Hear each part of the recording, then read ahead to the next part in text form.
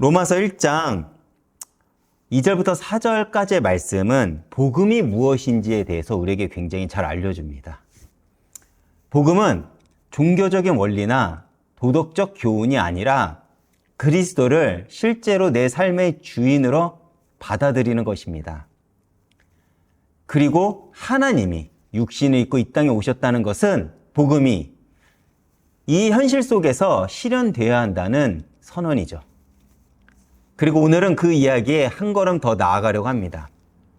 그리스도를 받는 것이 왜 가능한지, 그리고 복음이 이 현실 속에서 실현되는 것이 어떻게 가능한지 그 근거가 되는 말씀을 우리가 함께 살펴보려고 합니다. 오늘 본문 로마서 1장 4절을 제가 다시 한번 읽겠습니다. 성결의 영으로는 죽은 자들 가운데서 부활하사 능력으로 하나님의 아들로 선포되셨으니 곧 우리 주 예수 그리스도시니라. 바울은 오늘 본문에서 예수 그리스도의 부활을 말하고 있죠. 그런데 여기서 우리가 주목해야 될 것은 무엇이냐면 바울은 그저 예수님이 부활하셨다고만 말하지 않습니다. 어떻게 표현을 하냐면 죽은 자들 가운데서 부활하셨다라고 이야기를 하죠. 그렇다면 왜 바울은 죽은 자들이라는 그 복수적인 표현을 사용하면서 예수님의 부활을 언급했을까요? 바로 이것이 오늘 우리가 주목하고자 하는 내용입니다.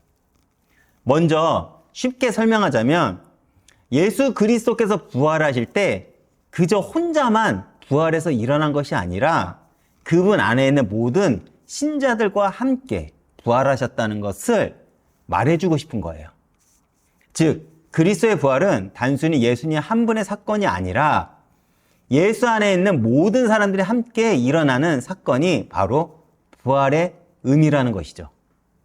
그렇다면 왜 성경은 우리가 그리스도와 함께 일어나는 것을 이토록 강조하는 것일까요?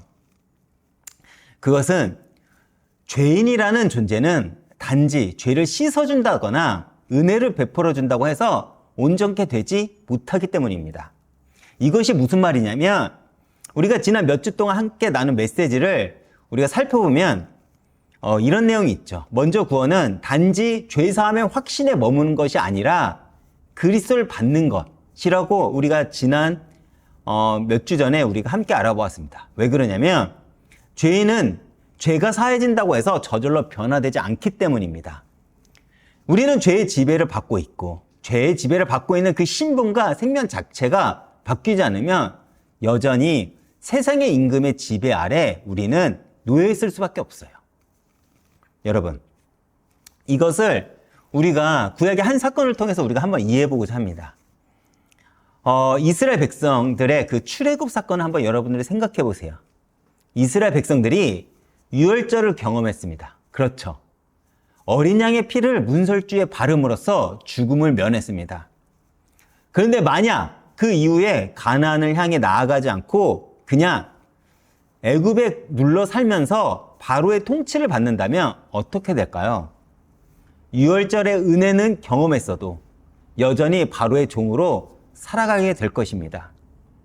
즉, 죄사함을 받았어도 죄의 권세 아래 살아가는 것이 바로 이와 같다는 거예요. 구원은 죄사함으로 시작되지만 거기서 멈추면 안 됩니다. 새로운 왕의 통치 아래로 옮겨가는 것까지 포함되어야 된다는 거예요. 그렇다면 어떻게 신분과 생명이 바뀔 수 있을까요? 바로 여기에 부활의 의미가 들어 있습니다. 예수님께서는 다시 죽은 자들과 함께 부활하심으로써 우리에게 다시는 사망의 지배를 받지 않는 생명을 주셨습니다. 그리고 부활의 첫 열매가 되시는 아들 안에서 우리는 새로운 국적과 신분과 생명을 얻게 되는 것이죠.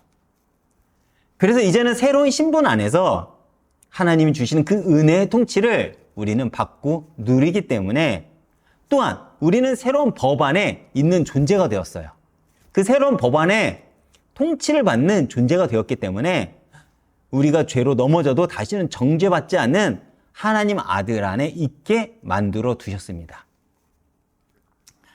여러분, 이 내용이 이해가 되시나요?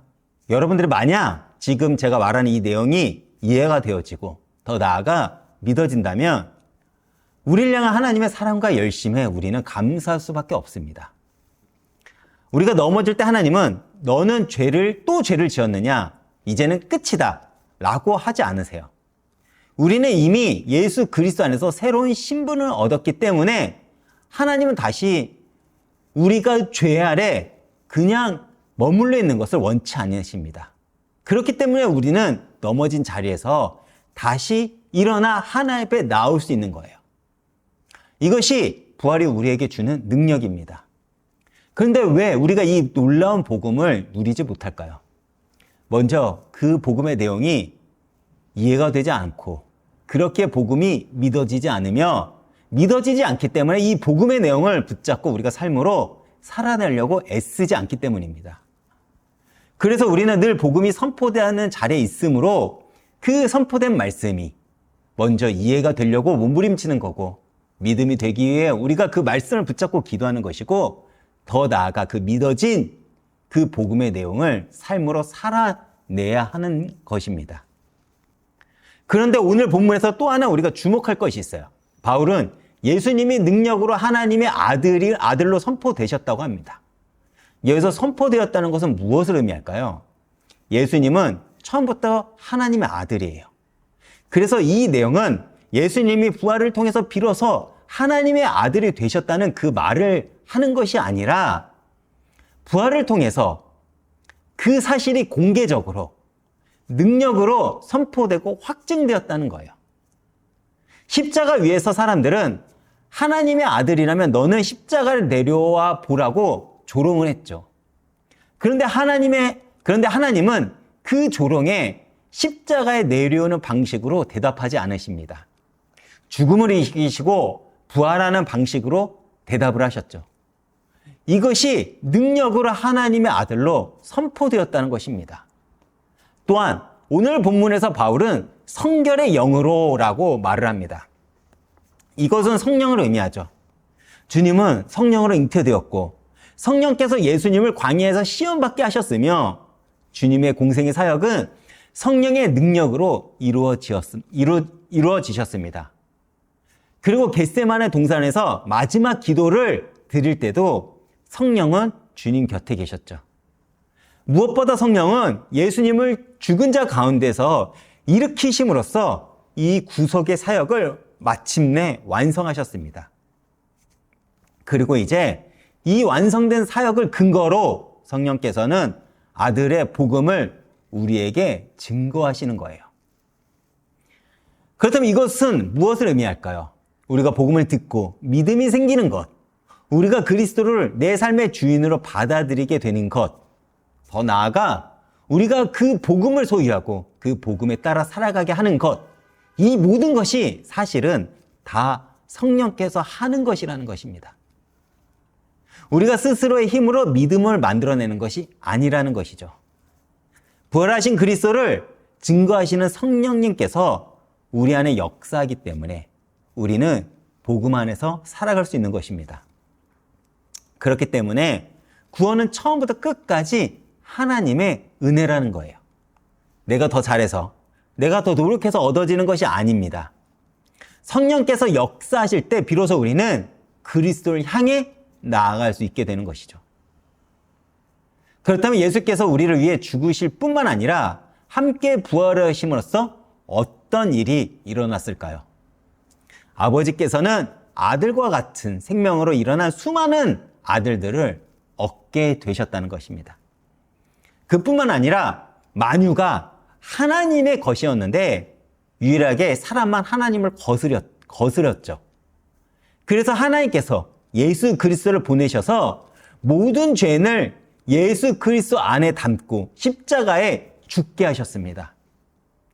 또 주님은 이 모든 사람을 품고 함께 일어남으로써 만유가 이제는 그리스도 안에 있게 만드시고 만유가 그리스도 안에 통일되게 만들어 놓으셨으며 더 나아가 인간을 포함한 만유가 하나님의 것이 되었다는 거예요.